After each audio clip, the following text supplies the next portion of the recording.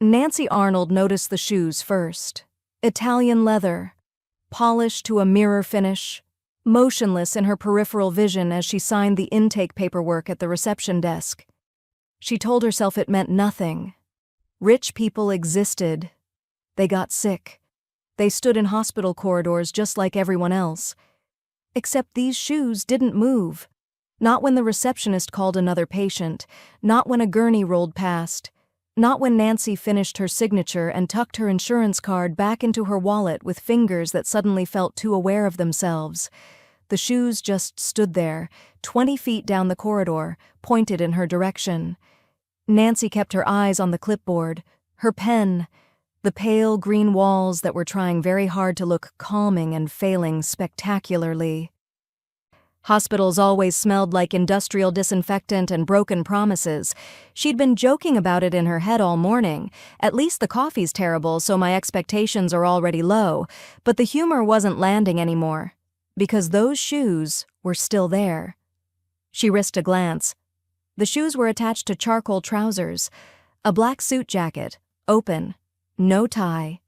The kind of tailoring that didn't announce itself, just existed with quiet inevitability. Nancy's gaze traveled upward and stopped. Her breath caught somewhere between her lungs and her throat, a physical thing she could feel solidifying. Stefano Loggia. 5 months. She had gone 5 months without seeing that face, 5 months convincing herself that memory had exaggerated the sharp line of his jaw, the unreadable calm in his dark eyes. The way his presence didn't demand attention, it simply claimed it. Memory had not exaggerated. If anything, memory had been kind. He stood at the end of the corridor like he'd been carved from stone and placed there deliberately. Still. Controlled. Watching her with the same unsettling focus she remembered from that night, the night she'd convinced herself meant nothing to him, because men like that didn't remember women like her. Their eyes met. Nancy forgot how to breathe properly. His gaze dropped.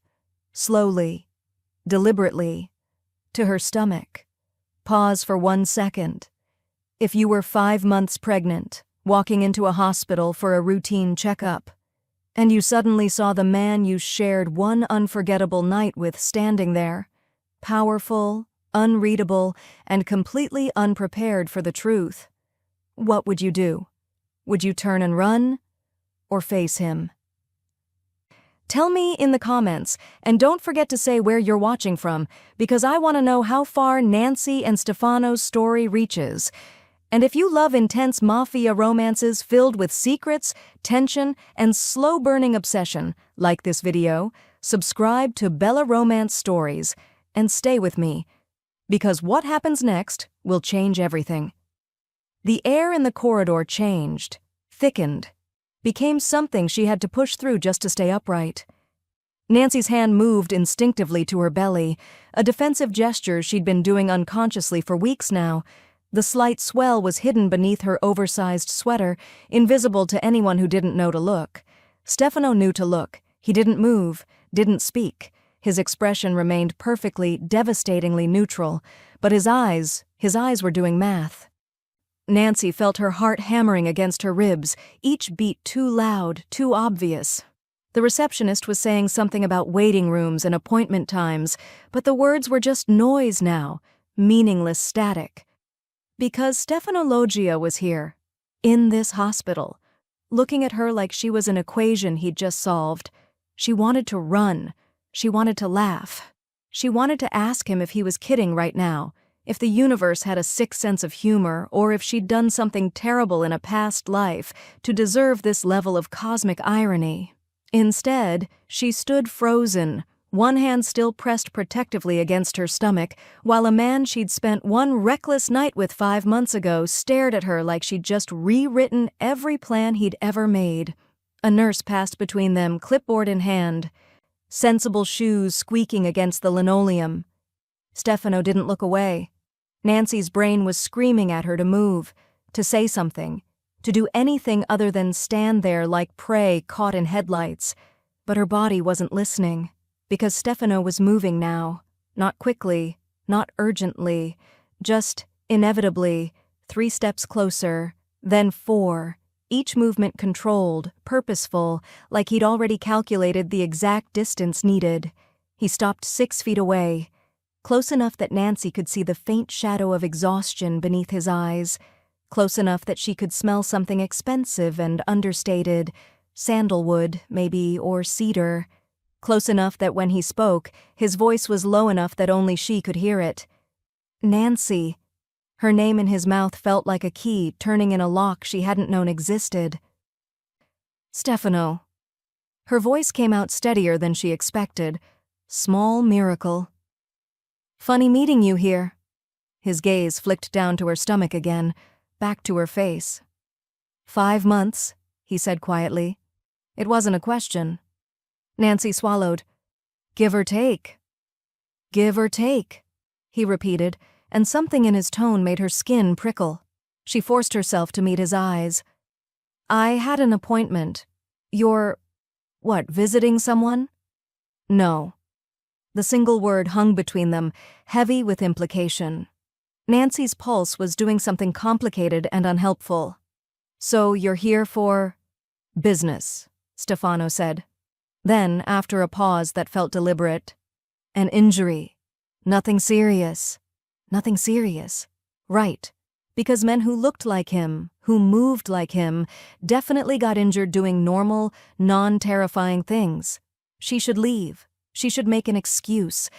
Grab her bag and walk out of this hospital before what? Before he asked? Before she had to say it out loud?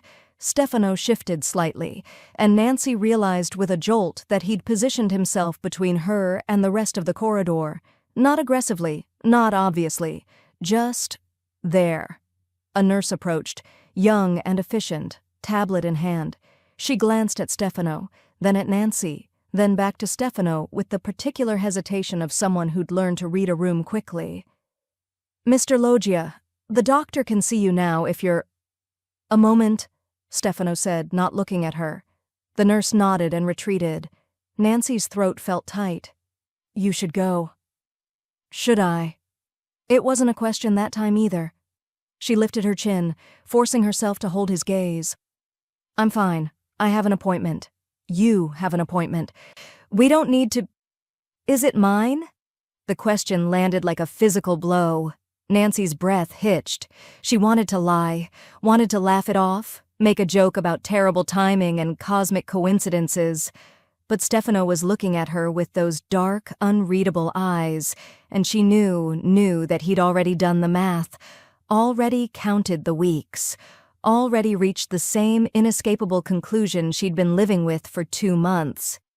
Before she could answer, another nurse appeared, older, no nonsense, with a different tablet and a practiced smile. Ms. Arnold, we're ready for you in— She paused, noticing Stefano. Her smile became more cautious. Oh, I'm sorry. Is this— should I— Stefano didn't look away from Nancy. But when he spoke, his voice carried that same quiet authority that made people listen without understanding why. Yes, the nurse led them to a consultation room. Not the exam room Nancy had been expecting. No paper-covered table, no motivational posters about prenatal vitamins. Just 4 walls, 2 chairs, and a desk with nothing on it. The door closed with a quiet click that felt louder than it should have. Nancy remained standing. Stefano waited by the window, hands in his pockets, looking out at the parking lot below. He didn't fill the space aggressively, didn't pace or loom or do any of the things men did when they wanted you to feel small. He just stood there, and somehow that was worse. So, Nancy said, because silence felt like quicksand. Is this the part where you ask if I'm sure? No. No? Stefano turned from the window. I'm not going to ask if you're sure. Why not? Because you wouldn't be here if you weren't. Nancy crossed her arms. A defensive gesture she immediately regretted because it made her look exactly as uncertain as she felt. Maybe I'm here for something else. Maybe the timing is just— May 14th, Stefano said quietly. Nancy's breath caught. A Friday, he continued, voice even. You were wearing a gray sweater. You'd had a bad day at work, something about a client who couldn't decide between two identical fabric samples. Her throat felt tight. You remember that? I remember everything. The words landed with unexpected weight. Nancy forced herself to hold his gaze. Congratulations, you have a good memory. That doesn't mean 22 weeks, Stefano said, give or take a few days. You could have been with someone else. His tone didn't change, but you weren't. It wasn't a question. Nancy's pulse was doing something complicated. You don't know that. Yes, Stefano said calmly. I do. The certainty in his voice made her skin prickle, like he'd been keeping track, like he'd thought about that night more than once in the past 5 months, like maybe she hadn't been as forgettable as she'd convinced herself. Okay, Nancy said, dropping her arms. Fine, you've done the math, you've worked out the timeline, that still doesn't give you the right to know? Stefano moved away from the window, not closer to her, just into a position where she couldn't avoid looking at him. Or the right to be here? Both. Why? The question was so direct, so stripped of pretense, that Nancy almost laughed. Are you seriously asking me why I didn't track down a man I spent one night with to tell him I got pregnant? Yes. Nancy stared at him. Because it was one night, Stefano. One night where we both knew exactly what it was. You left at 4 a.m. I didn't ask for your number. You didn't offer it. We had an agreement. We had honesty, Stefano corrected quietly. For 6 hours. That's more than most people manage in a lifetime.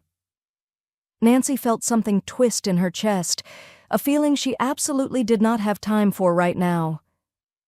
That doesn't change what this is. You don't owe me anything. I don't owe you. You're carrying my child. The words hung between them, simple and devastating.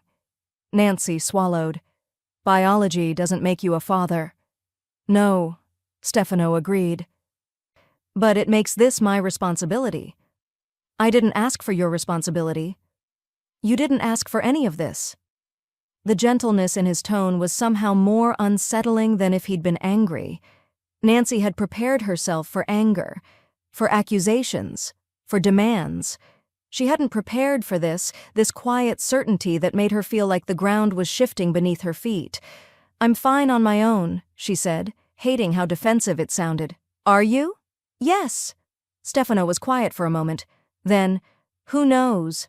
Nancy blinked. What? About the pregnancy. Who knows? I don't see how that's... Humor me. She wanted to tell him it was none of his business, wanted to walk out of this room and pretend the past 10 minutes hadn't happened, but something in his eyes stopped her. Not threat, not demand, just attention. Complete, undivided attention that made her feel like her answer actually mattered to him. My co-worker, Nancy said finally, Sarah, and my landlord, because I had to explain why I was taking more sick days. No family? Not nearby. Stefano nodded slowly, absorbing this. And you plan to do this alone? It wasn't a question, but Nancy answered anyway. Yes. Why? Because... Nancy stopped, started again. Because I'm not going to raise a child in whatever world you come from. There it was. Out loud. The truth she'd been circling for 2 months. Stefano's expression didn't change. What world is that? Don't, Nancy said quietly. Don't pretend you're a normal businessman who happened to need stitches at 7 a.m. I looked you up, Stefano. After that night. I know who you are. Do you? Enough. Enough to judge?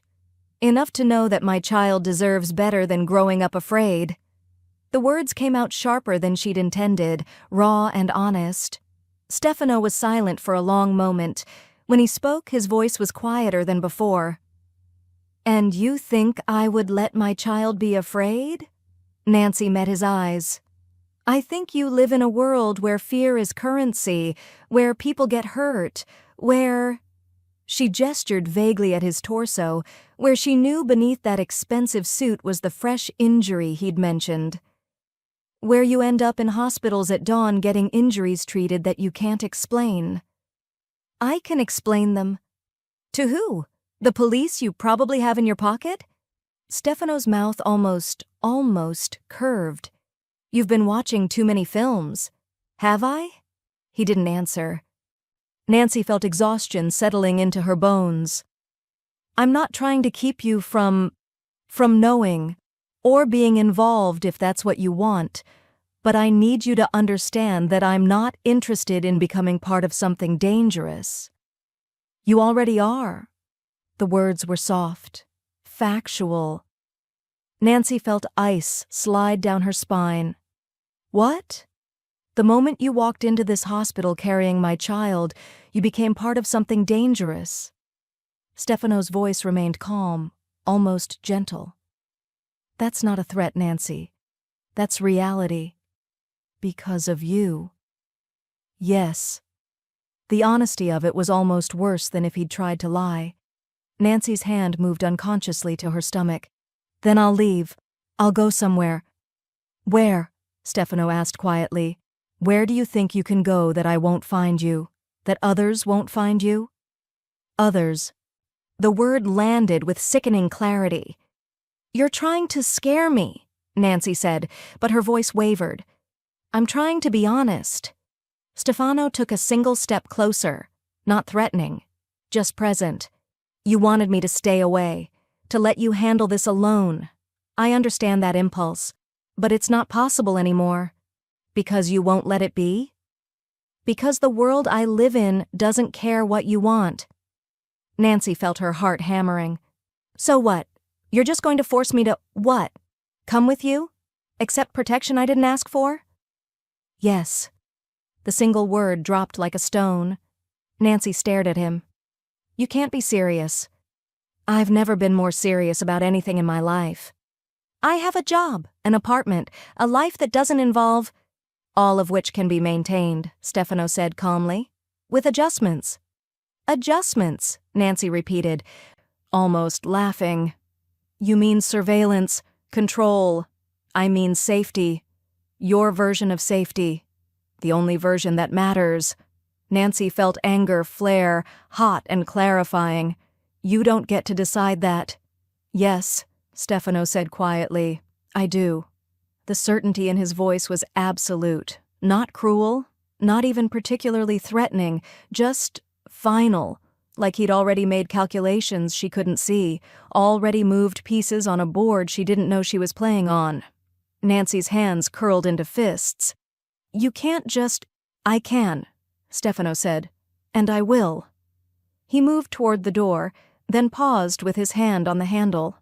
When he looked back at her, something in his expression softened almost imperceptibly. I'm not your enemy, Nancy, but I'm not going to let anything happen to you or that child, not because you want my protection. Because you need it whether you believe it or not.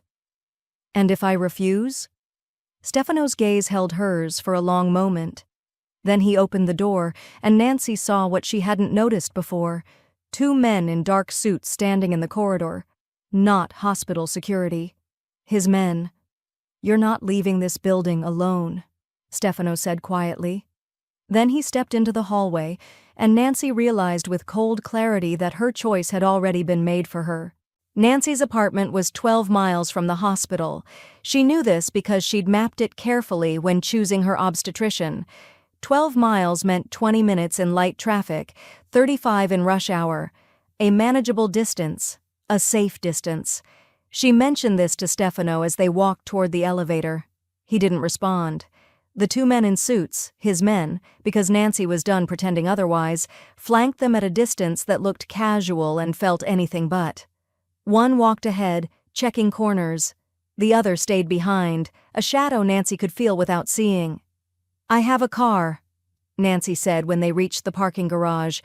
I drove here. I can drive myself. No. Stefano's hand settled at the small of her back, not gripping, not pulling, just there. Steady, warm through the fabric of her sweater. Nancy stopped walking. I'm not getting in your car. Yes, you are. This is kidnapping. This is precaution.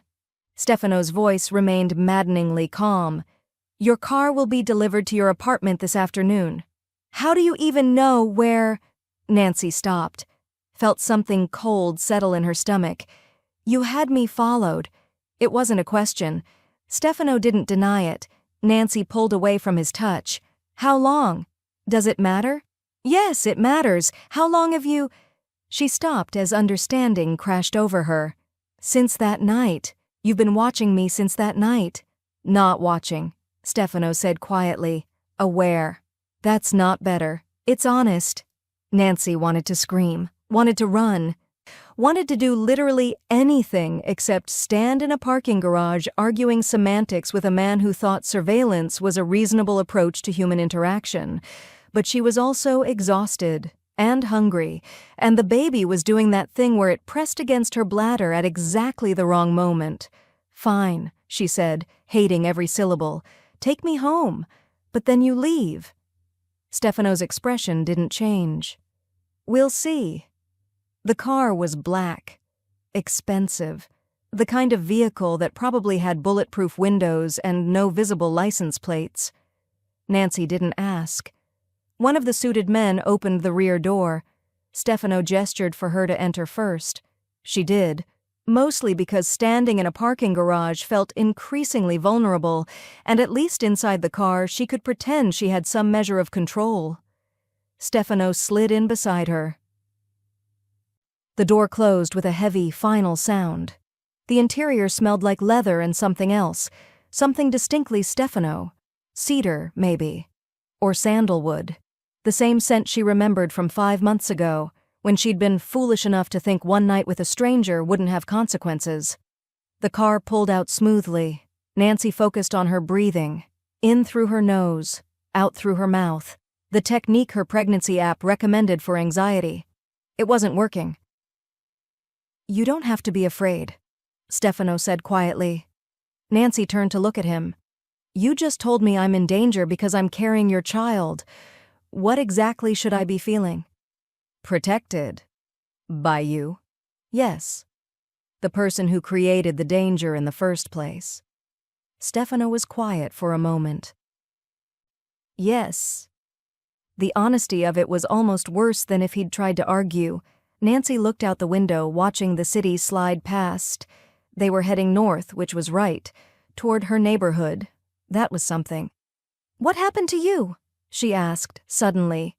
Stefano's gaze shifted to her. "When?" "This morning. The injury you were at the hospital for." "Business." "That's not an answer." "It's the only answer you need." Nancy's jaw tightened. "If I'm supposed to trust you with my safety, don't you think I deserve to know what kind of business leaves you bleeding?" "No." The single word was delivered without heat. Just fact. Nancy felt frustration building. "You can't just—" "I can," Stefano said quietly. "And I will. There are parts of my world you don't need to see, Nancy."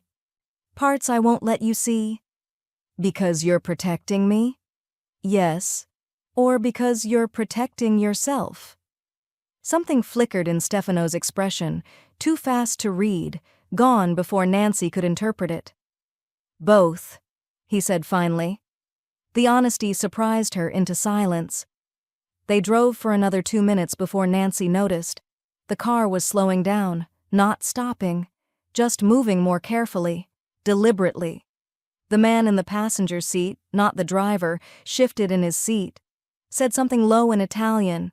Stefano's posture changed, not dramatically, not obviously, just sharpened. Nancy's pulse quickened. "What's wrong?" "Nothing." "You're lying." Stefano's hand moved to his phone. He typed something one-handed, gaze still on the road ahead. "We're taking a different route." "Why?" "Precaution." That word again. Nancy was starting to hate it.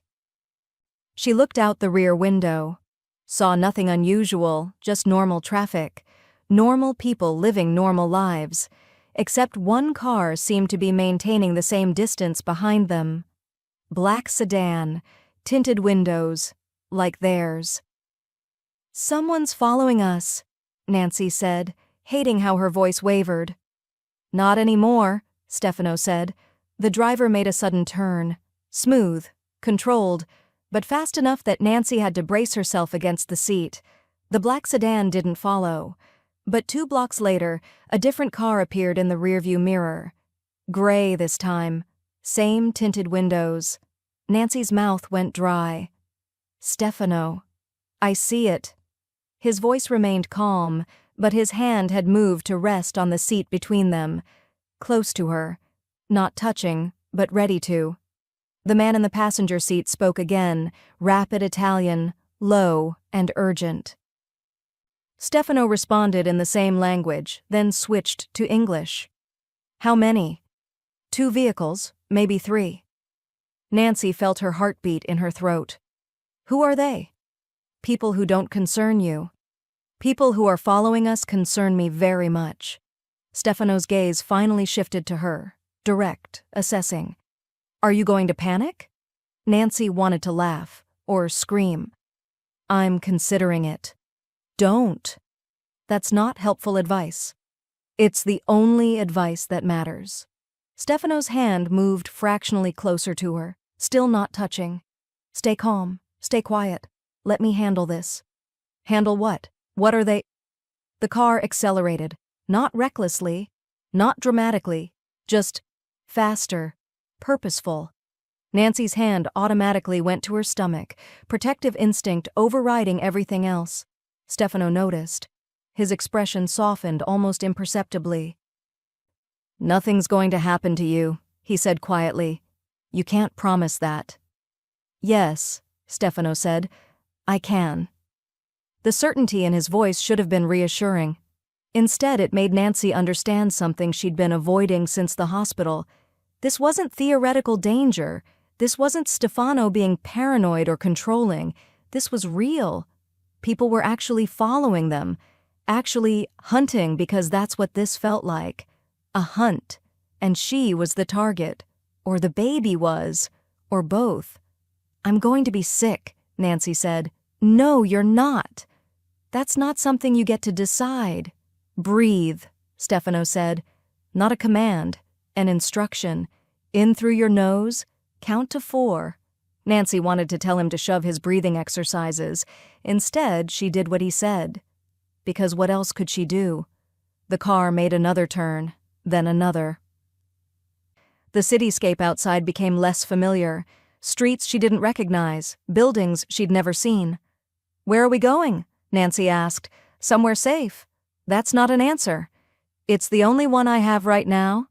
Nancy looked at him, really looked at him, saw the tension in his jaw that his calm voice couldn't hide, the way his eyes kept tracking movement outside the windows. He was afraid. Not for himself, she realized. For her. This is because of me, Nancy said quietly. Isn't it? They're following us because I exist, Stefano corrected. You just gave them something to target. The distinction felt meaningless. Nancy turned back to the window. The gray car was still behind them, persistent, patient. How far to my apartment? We're not going to your apartment. Nancy's head snapped around. What? It's not safe. I said your car would be delivered there. I didn't say we were going there. Nancy felt panic rising. Real panic this time, sharp and breathless. Where are you taking me? Somewhere they can't reach you. Stefano, trust me. I don't. His gaze held hers. Then trust that I have more to lose than you do if anything happens to that child. The words landed like a physical blow. Nancy opened her mouth to respond, but no words came out because she understood now, truly understood, what she'd walked into.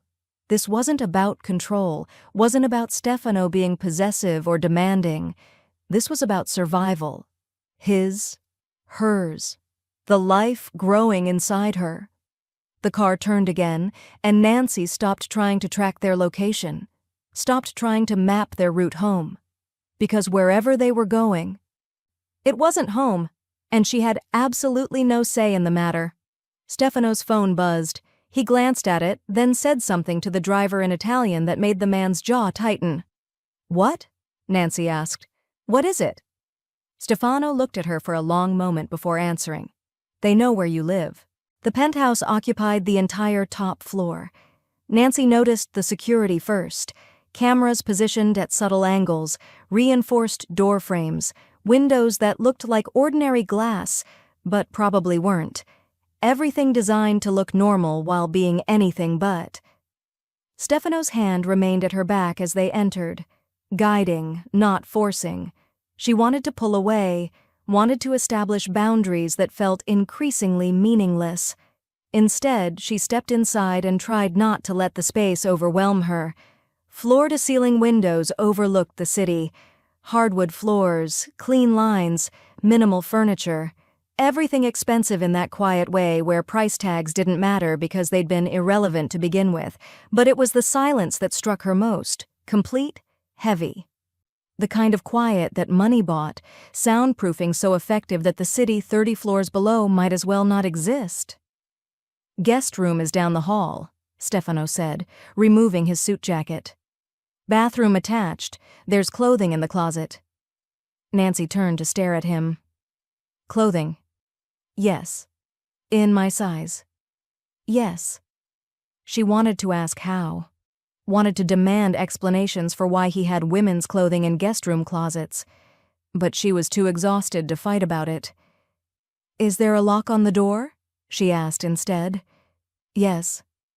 Will it keep you out? Stefano's gaze held hers. If you want it to. The answer should have been reassuring. Somehow it wasn't. Nancy walked to the windows, keeping distance between them. The city sprawled below, lights beginning to glow as afternoon faded into evening. Normal people heading home from work. Making dinner plans. Living lives that didn't involve armed escorts and cars that followed. How long? She asked. How long what? How long do I have to stay here? Stefano was quiet for a moment. Until it's handled. That's not an answer. It's the only one I have. Nancy pressed her palm against the glass. It was cool, solid. She wondered idly if she could break it if she tried. Probably not. I have a job, she said. Responsibilities. A life. All of which can be managed remotely. You can't just expect me to— I don't expect anything, Stefano said quietly. I'm telling you what's necessary. Nancy closed her eyes, breathed, opened them again. Who are they? She asked. The people following us. Competitors. That's a polite word for it. Yes. Nancy turned to face him. And they want what? To hurt you? To hurt me? To leverage you. The distinction felt meaningless. By doing what? Stefano's expression remained neutral. Whatever achieves their goal. Nancy's hand moved to her stomach. The protective gesture was becoming automatic. Which is? Control. Territory. Revenge. Stefano moved to the kitchen area. Open concept. Everything visible. Started making tea without asking if she wanted any. The specifics don't matter. The threat does. And you think keeping me here keeps me safe. I know it does. The certainty in his voice made something twist in Nancy's chest. How many people are watching us right now? Stefano glanced up from the kettle. Security? Yes. 3 on this floor, 2 in the building, 4 monitoring remotely. 9 people.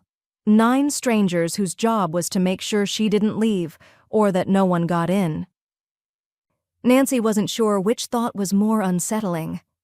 That must be expensive, she said. Yes. And you're doing this because that child is mine, Stefano said simply, and you're carrying it.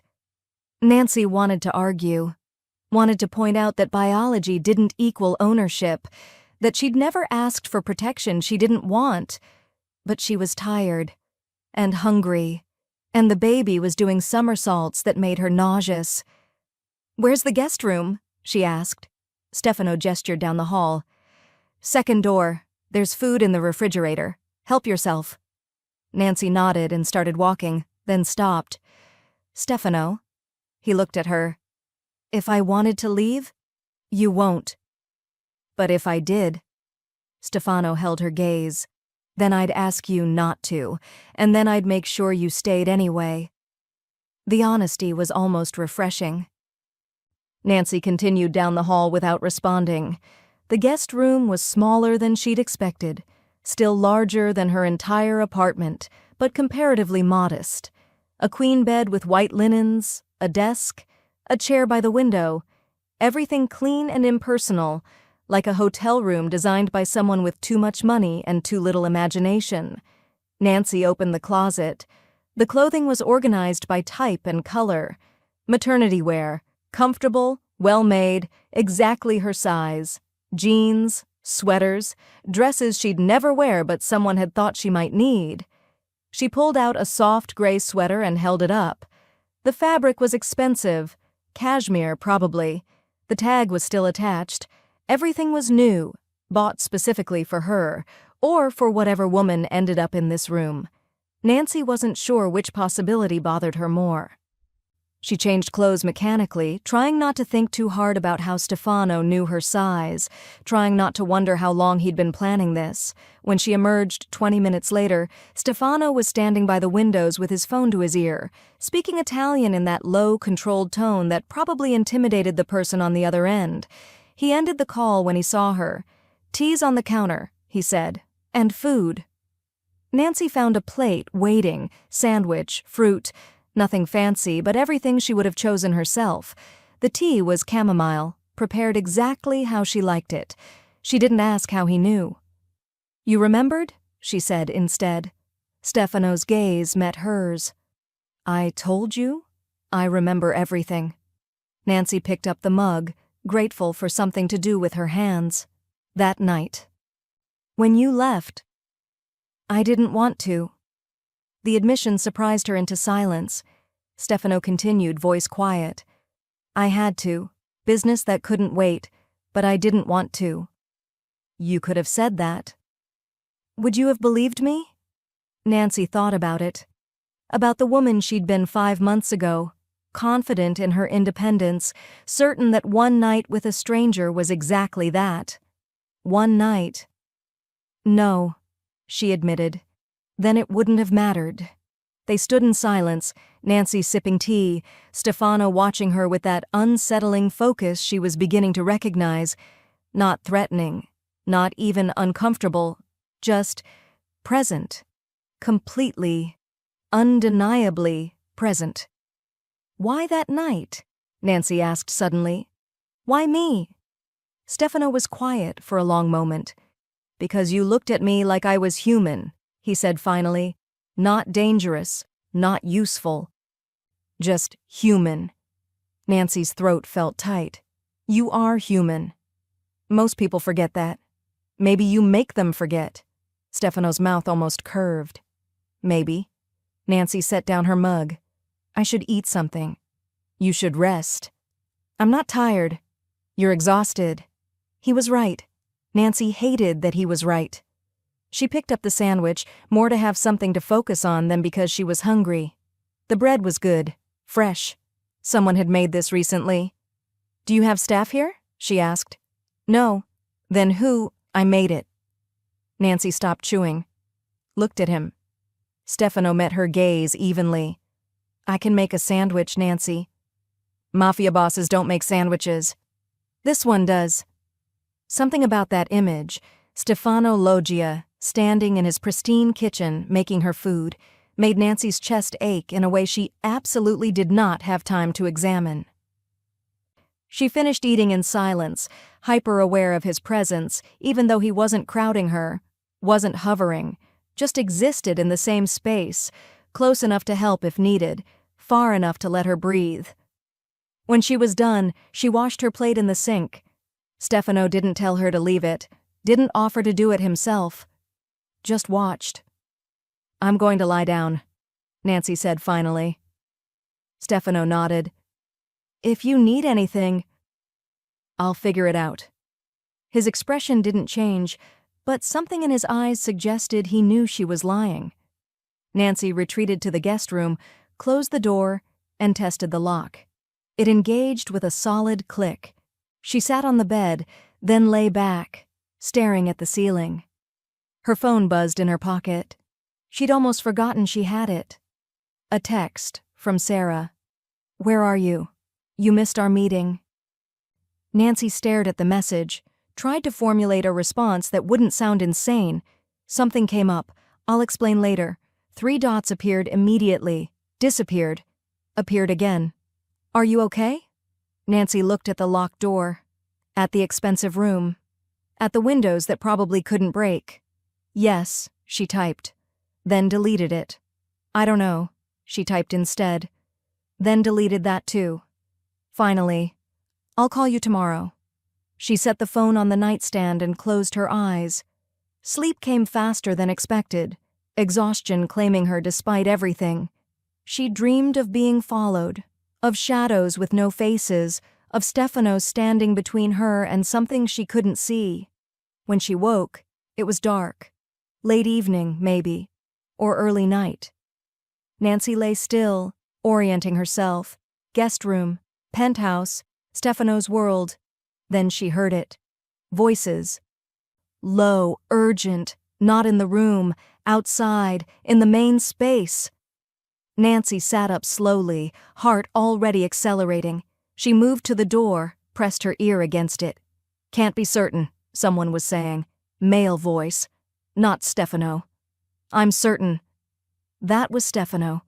Calm, controlled. "Run it again." "Already did, 3 times, same result." "Then we proceed as if they've been inside already," a third voice finished, "as if they know exactly where she is." Silence. Then Stefano, quieter than before. "How long do we have?" "Best guess? Hours, maybe less." Nancy's hand moved to the door handle, gripped it. Then Stefano's voice, perfectly level, devastating in its certainty. "Then we move her, now." Nancy didn't sleep after that. She sat on the edge of the bed, listening to movement in the other room. Footsteps, doors opening and closing, the low murmur of voices conducting business she wasn't meant to understand. When she finally emerged at 2 a.m, Stefano was alone. He stood by the windows, shirt sleeves rolled to his elbows, tie discarded. A glass of something amber sat untouched on the table beside him. He turned when he heard her. Didn't seem surprised. "Can't sleep?" he asked. "Can you?" "No." Nancy moved into the kitchen, needing distance and proximity in equal, confusing measure. "Your friends left." "They're not my friends." "What are they?" "Employees." The distinction felt important somehow. Nancy filled a glass with water she didn't want, just to have something to do with her hands. "We're leaving in the morning," Stefano said. "Different location, more secure." "How many more locations do you have?" "Enough." Nancy turned to face him. "Is this what your life is always like? Moving, hiding, looking over your shoulder?" "Yes." "That sounds exhausting." "It is." The honesty surprised her. Nancy leaned against the counter, studying him. He looked tired, not physically, but in some deeper way, like he carried weight she couldn't see. "That night," she said quietly. 5 months ago. Was any of it real? Stefano's gaze sharpened. "All of it was real." "But you knew who I was. You said you'd looked me up. Found me." "Yes." "Why?" Stefano was quiet for a long moment. When he spoke, his voice was lower than before. "I saw you 3 weeks before that night, at a gallery opening. You were with a friend, laughing at something. You didn't notice me?" Nancy's breath caught. "I don't remember." "I know. You weren't meant to." Stefano picked up his glass, still didn't drink from it. "You looked happy, uncomplicated, like you existed in a world where danger was theoretical. So you decided to drag me into yours?" "No." Stefano set the glass down. "I decided to visit yours." The words landed softly, devastatingly. Nancy swallowed. "For one night." "I told myself one night was enough." "Was it?" Stefano's eyes met hers. "No." The word hung between them, honest and impossible. Nancy felt her heart doing complicated things. You left at 4 in the morning. Didn't leave a number. I had to leave, Stefano said. Someone had been shot. One of my men. I got the call and I left because that's what I do. You could have said something. What would I have said? Stefano moved closer, just 2 steps, but the space felt smaller suddenly. That I wanted to stay? That I'd been thinking about you for 3 weeks before I finally worked up the courage to approach you like a normal person? Nancy's pulse quickened. You don't seem like someone who lacks courage. I don't lack courage in my world. In yours... He stopped, started again. You made me nervous, Nancy. Genuinely nervous. Do you understand how rare that is? She didn't trust her voice, shook her head instead. I rehearsed what I'd say to you, Stefano continued, something almost vulnerable in his tone. Stood outside that bar for 20 minutes trying to decide if approaching you was selfish or honest. Told myself I'd say hello and nothing more. You said more than hello? You smiled at me, really smiled, like you were glad I'd walked over. Stefano's gaze held hers. I forgot every rule I'd made for myself. Nancy's throat felt tight. That makes 2 of us. Do you regret it? The question was asked quietly, but Nancy heard the weight behind it. I should, she said honestly, but I don't. Something shifted in Stefano's expression. Relief, maybe, or recognition. He moved closer, not crowding, just closing distance. Nancy could smell cedar and something else, could see the faint shadow of exhaustion beneath his eyes. I remember everything about that night, Stefano said softly.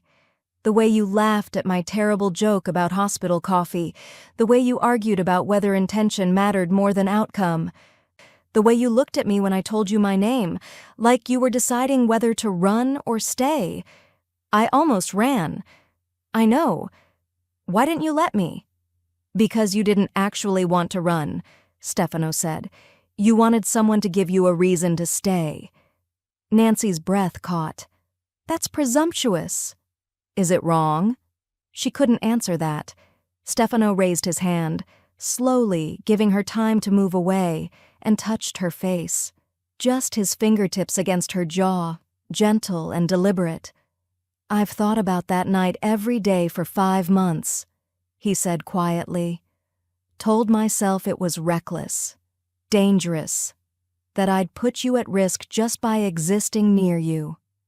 Nancy's heart hammered. You did put me at risk. I know. And now I'm carrying proof of exactly how reckless we both were.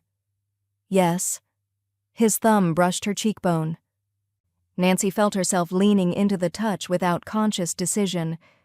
I should push you away, she whispered. Yes. Tell you this is insane. It is. That I can't. That we can't. Stefano leaned closer. His forehead almost touched hers. Nancy's eyes drifted closed. Nancy, he murmured. Don't, she breathed. Don't say it. Say what? Whatever you're about to say that makes this feel inevitable. Stefano's hand curved against her neck, thumb resting against her pulse point. What if it is inevitable? Then we're both in trouble. We're already in trouble. Nancy opened her eyes, found him watching her with an intensity that made her chest ache. If I kiss you, Stefano said softly, I won't be able to walk away twice. Who says I want you to walk away? Something dangerous flickered in his eyes. Nancy! The window exploded.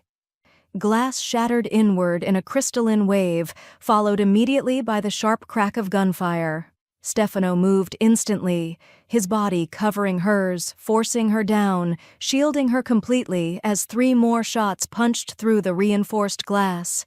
Nancy couldn't breathe, couldn't think past the weight of him pressing her into the floor, solid and protective and utterly focused.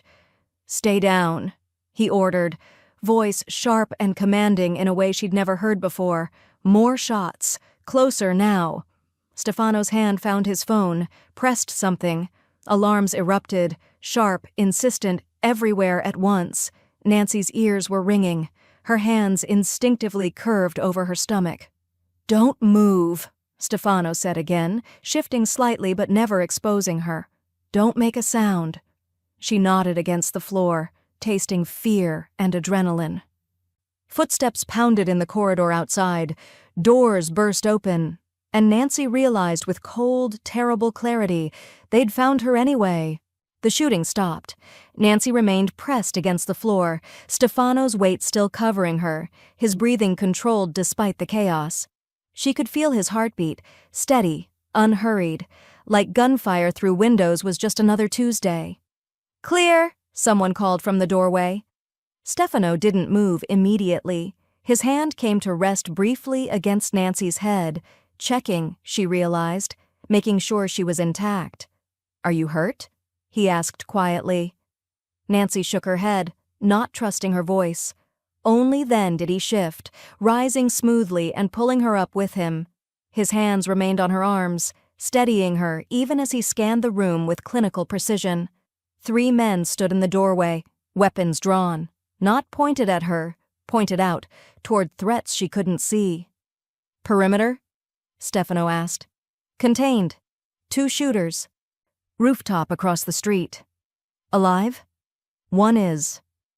The words were delivered matter-of-factly, like reporting the weather. Nancy felt something cold settle in her stomach. Stefano's jaw tightened. "Bring him down." The men disappeared.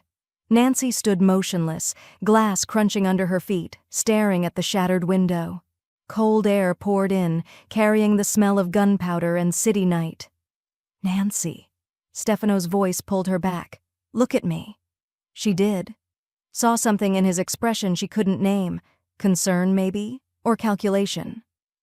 "I need you to go to the guest room," he said. "Lock the door. Don't open it for anyone but me." "What are you going to do?" "What needs to be done?" Nancy's hands curled into fists. "That's not an answer." "It's the only one you're getting." Stefano guided her toward the hallway, gentle but unyielding. "Please." "Nancy, just this once, don't argue." She wanted to demand explanations, assurances, anything that made this feel less like a nightmare. But his eyes held something that stopped her. Not threat, not anger, fear. For her. Nancy nodded and walked to the guest room on unsteady legs. She locked the door and stood in the center of the room, listening. 20 minutes later she heard voices, muffled, intense. Coming from somewhere deeper in the penthouse, a room she hadn't seen yet. Nancy pressed her ear against the door.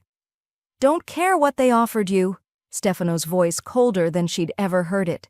"You took their money. You told them where to find her." A pause, then another voice, younger, desperate. "I didn't know. They said it was just surveillance." "You knew enough. Please, Mr. Loja. I have a family." "So does she." Stefano's voice dropped to something quieter, more dangerous. "The woman you just put in the crosshairs is carrying my child. So when you talk about family, understand that you tried to end mine." Silence. Nancy's breath caught. "Who else?" Stefano continued. "Who else did they pay?" "I don't know, I swear." "Wrong answer."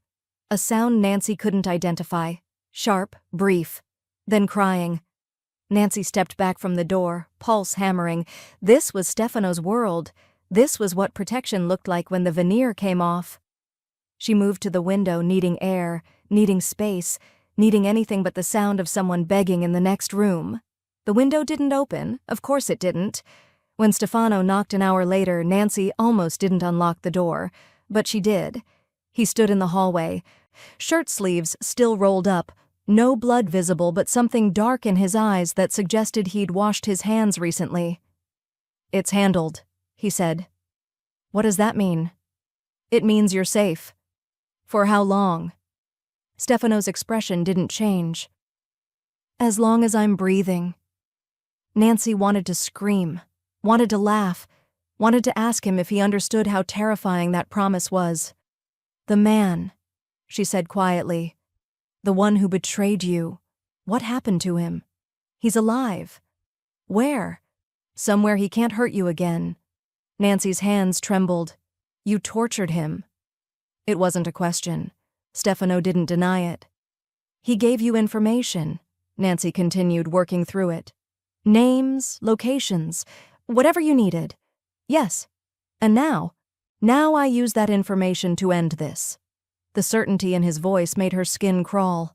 By doing what? Killing them? If necessary. Nancy felt bile rise in her throat. You say that like it's normal. In my world, it is. I don't want to live in your world. Stefano was quiet for a long moment. You don't have a choice anymore. The words landed like a verdict. Nancy pushed past him, needing distance. She made it 3 steps before his voice stopped her. I didn't ask for this either. She turned. What? You think I wanted this? Stefano's control cracked slightly, just at the edges. You think I wanted to care about someone so much that their safety becomes the only thing that matters? That I'd torture a man I've known for 6 years just to find out who else might hurt them? Nancy's breath caught. I built this life on control, Stefano continued, voice rough. On certainty, on making decisions without emotion. And then you walked into a hospital, 5 months pregnant, and I realized I'd already lost before I knew there was a game. I'm not a game. No, you're so much worse. Stefano moved closer.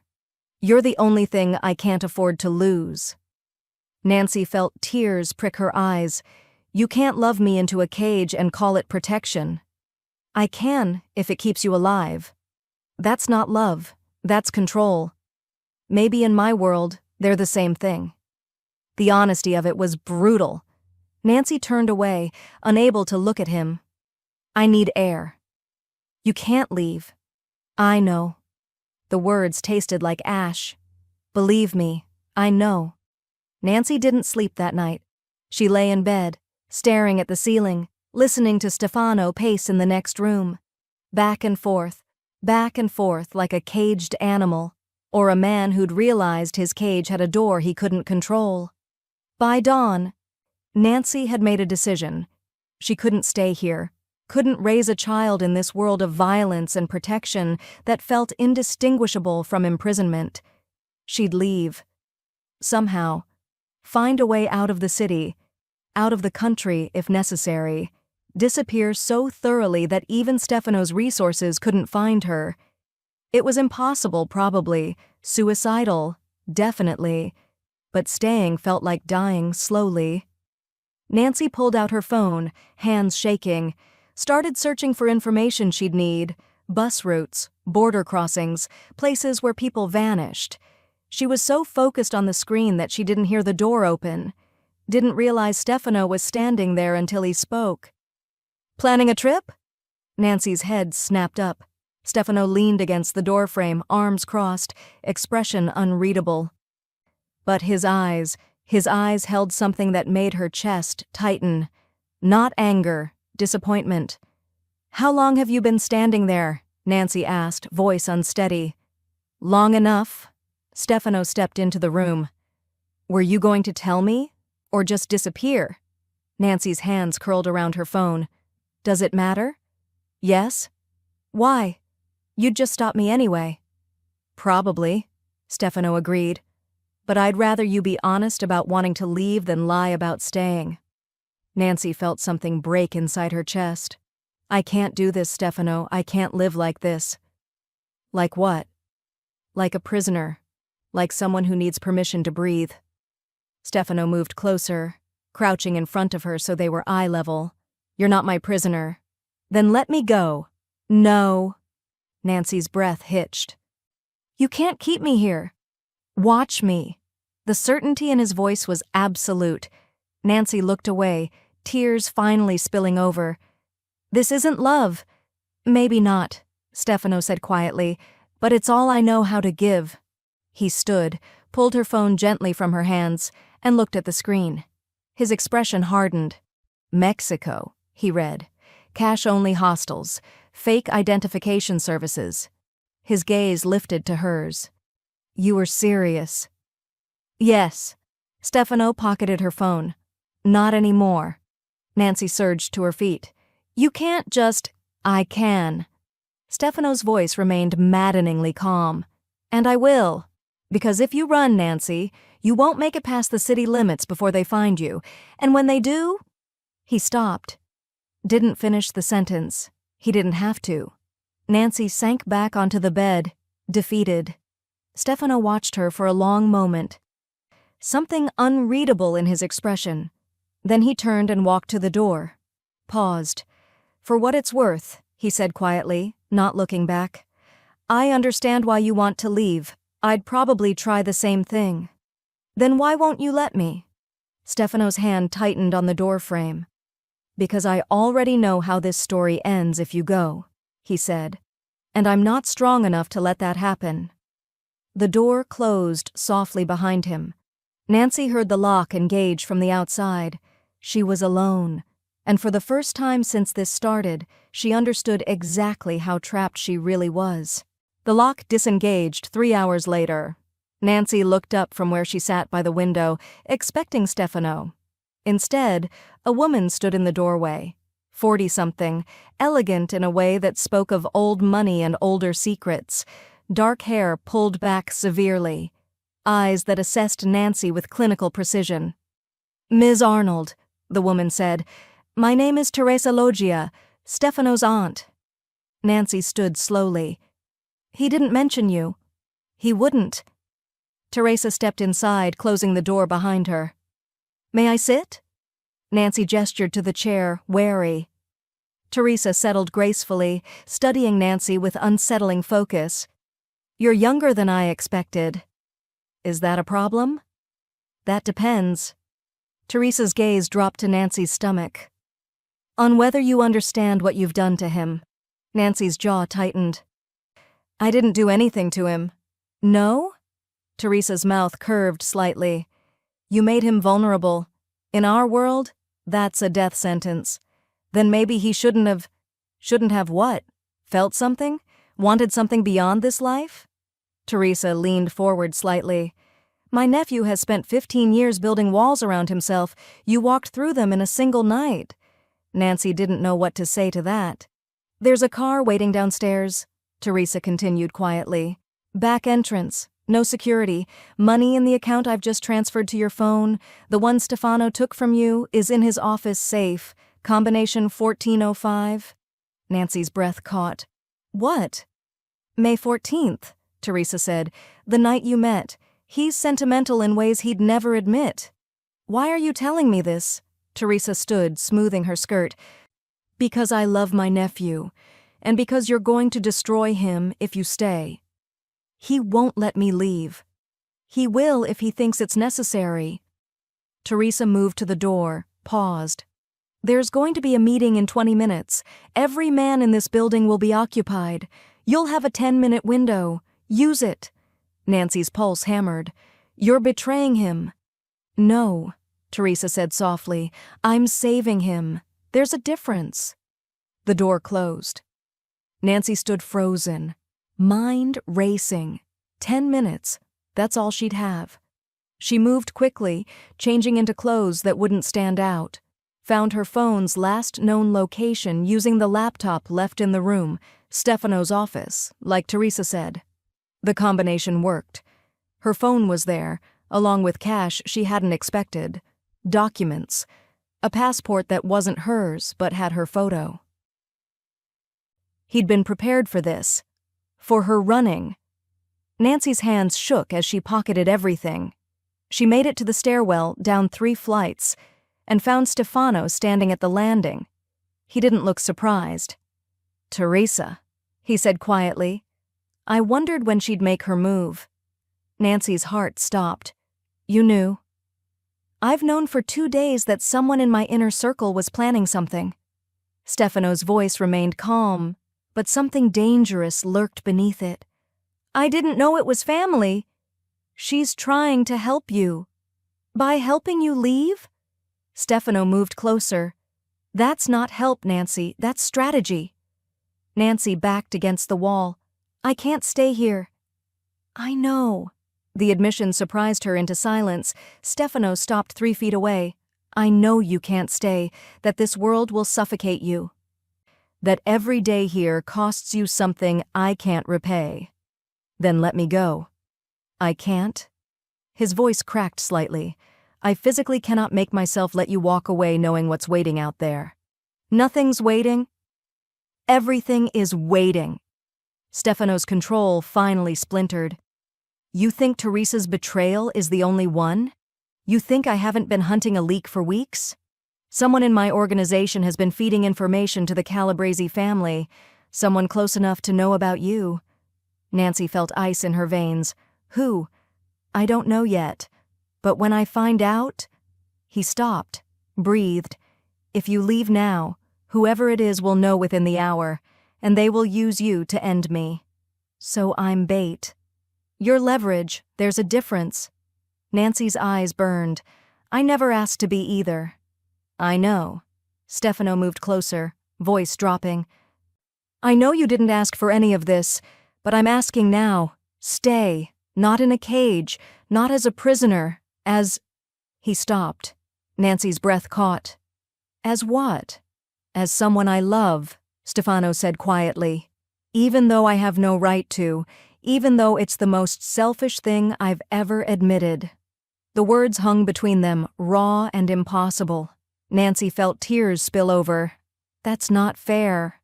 No, but it's honest.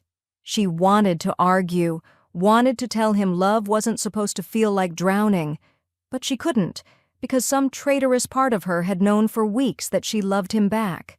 Footsteps pounded above them, urgent, multiple. Stefano's phone buzzed. He glanced at it, and something in his expression turned to stone. What? Nancy asked. Marco.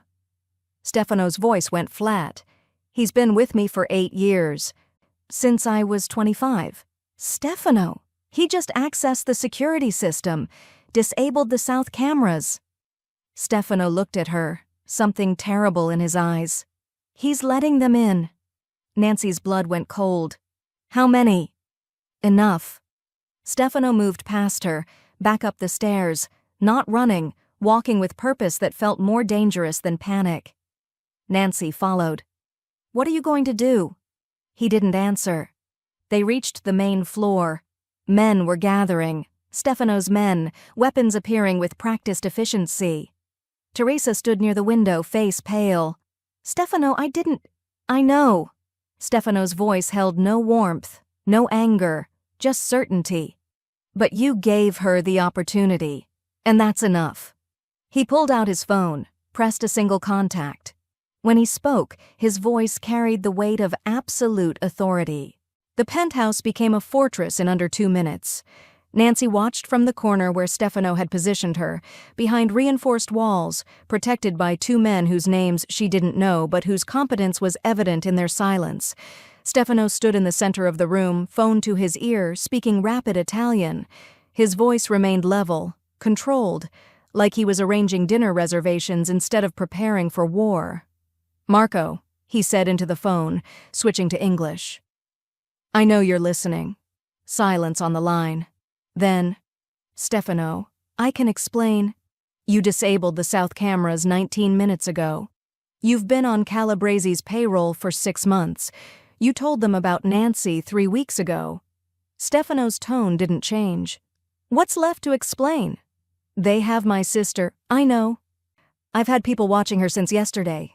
She's safe now. Stefano moved to the window, looking down at the street below.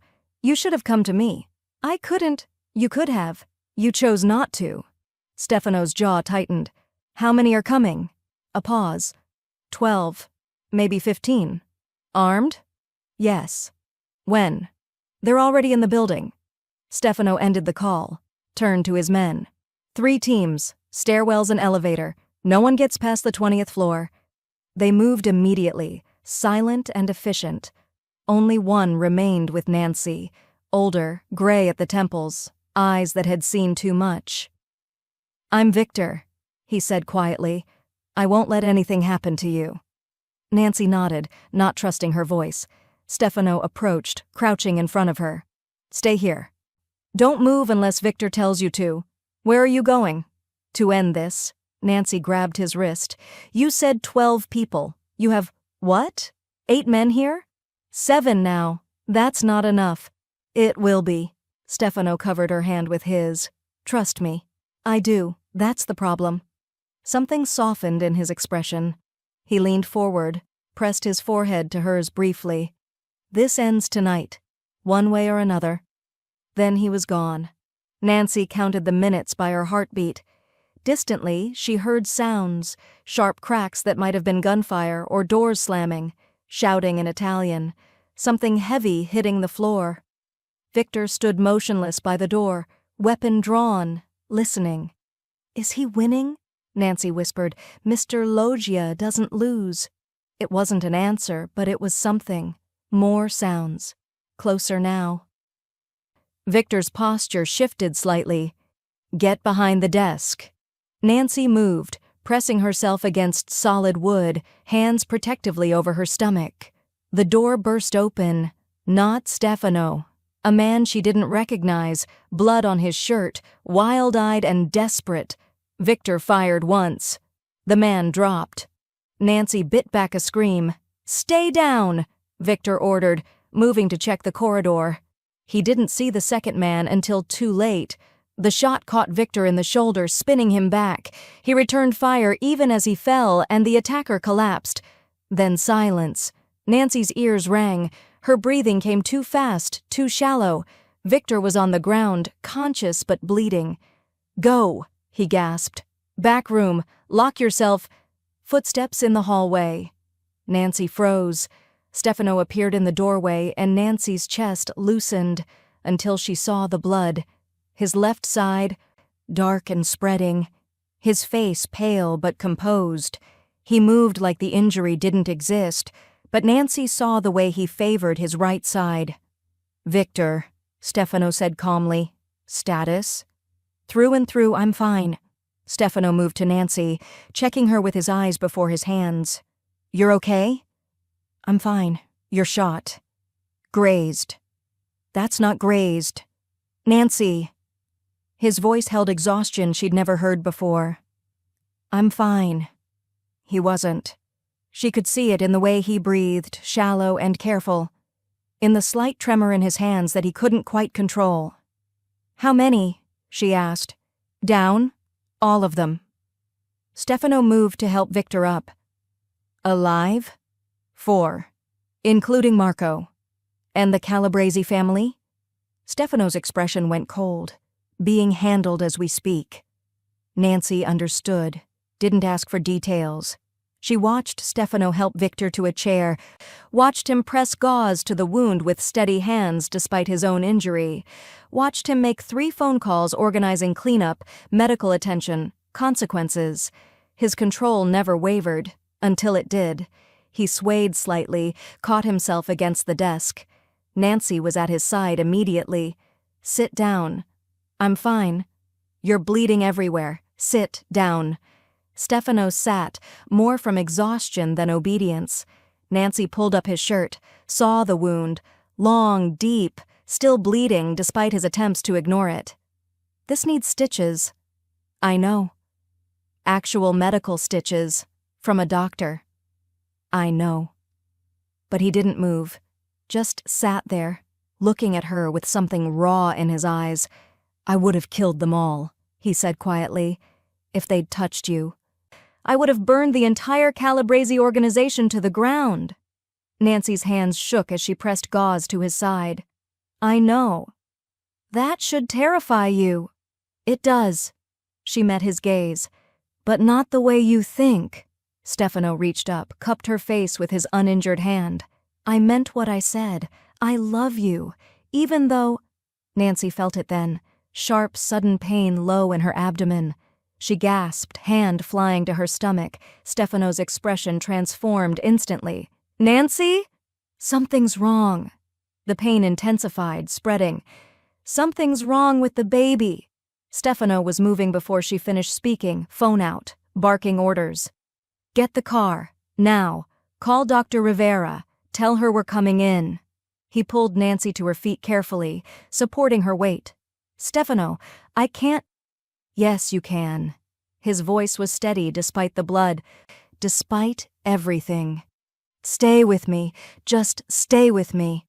The pain peaked, and Nancy felt wetness between her legs. Her vision blurred. Nancy, Stefano's voice cut through the fog. Look at me. Stay awake. She tried. Failed. The last thing she heard was Stefano's voice, rough with fear, saying her name like a prayer he didn't know how to finish. Nancy woke to the smell of hospital disinfectant and broken promises. Full circle.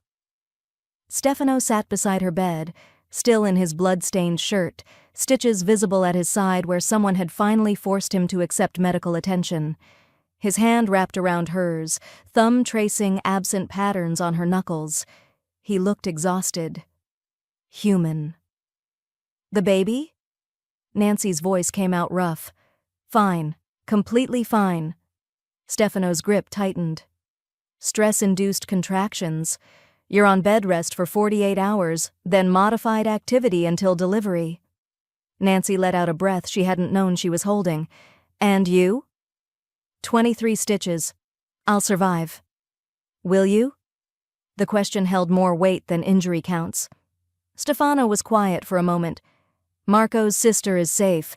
He's facing consequences, but not the kind you're imagining. The Calabrese family... He stopped. They're no longer a concern. Nancy didn't ask what that meant. Teresa? She asked instead. On a plane to Sicily. Indefinite exile. Stefano's voice held something that might have been regret. She acted out of love. But love doesn't erase betrayal. Nancy understood that now, had lived it, was still living it. I tried to leave, she said quietly. I know. I might try again. I know that too. Nancy turned to look at him. And? Stefano met her gaze, something raw and honest in his expression. And I'll spend every day giving you reasons to stay. Not walls, not control, just reasons. That sounds exhausting. It does, doesn't it? His mouth almost curved. But I've spent 15 years building an empire on fear. Maybe it's time I tried building something on choice instead. Nancy felt tears prick her eyes. I'm still afraid. Good. So am I. Stefano brought her hand to his lips, pressed a kiss to her knuckles. But I'm more afraid of a life without you in it than I am of anything my enemies can do. That's not rational. No, but it's honest.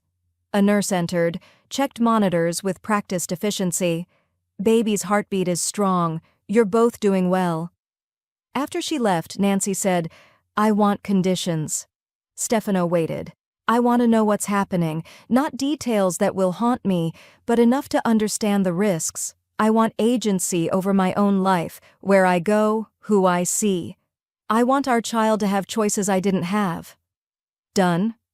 Just like that? Nancy, you could ask me to walk away from everything I've built. And I'd consider it. Stefano's voice was quiet, certain. Whatever you need to stay, to choose this, I'll find a way. I need you to promise me something else. What? Nancy's free hand moved to her stomach, protective and possessive. That when this baby is born, you'll show them the man I saw that night. Not the one who locked me in rooms, the one who made terrible jokes and admitted he was nervous. Stefano's throat worked. That man is a lie. No, he's the truth you're afraid of. Silence stretched between them, heavy with possibility. Finally, Stefano nodded. I promise. Nancy believed him, not because she was naive, but because she'd seen him bleed for her, seen him choose her over power, seen him afraid. So what happens now? She asked. Now? Stefano shifted carefully, mindful of his stitches. Now we figure out how to be a family, however imperfect that looks. In your world. In our world, he corrected, because it's yours now too, for better or worse. Nancy thought about that, about gunshots and betrayals and men who loved through protection instead of freedom, about a child who would grow up knowing their father was both dangerous and devoted, about choosing the complicated truth over the simple lie. Okay, she said finally. Okay. Okay. Nancy squeezed his hand. But if you ever lock me in a room again without asking, I'm stealing every expensive suit you own and donating them to charity. Stefano's laugh was quiet, genuine. Deal. 2 months later, Nancy stood on the same balcony where this had started, one hand resting on her belly, the other wrapped in Stefano's. The city sprawled below, beautiful and dangerous and indifferent. I can't believe we're doing this, she said. Stefano pulled her closer, careful of her now obvious pregnancy. Having regrets? Every single day. Good, me too. Nancy looked up at him, saw the man she'd met 6 months ago and the man he'd become for her. Saw the future they were building. Imperfect, complicated, honest. The baby's kicking, she said. Stefano's hand moved to feel it, and something softened in his expression that made Nancy's chest ache. Strong, he murmured, like their father. Stubborn like their mother. Nancy smiled despite herself. We're going to ruin this child. Probably. Stefano pressed a kiss to her temple. But at least they'll know they were wanted. Nancy leaned into him, feeling the steady beat of his heart against her back. The weight of his protection that had stopped feeling like a cage. What are you thinking? Stefano asked quietly. Nancy looked out at the city, at the life they'd chosen, the dangerous, impossible, honest life. That this world might not be safe, she said, but it's ours. Stefano's arms tightened around her, protective and possessive, and promised. Yes, he said against her hair, and I'll burn it all down before I let anyone take it from us.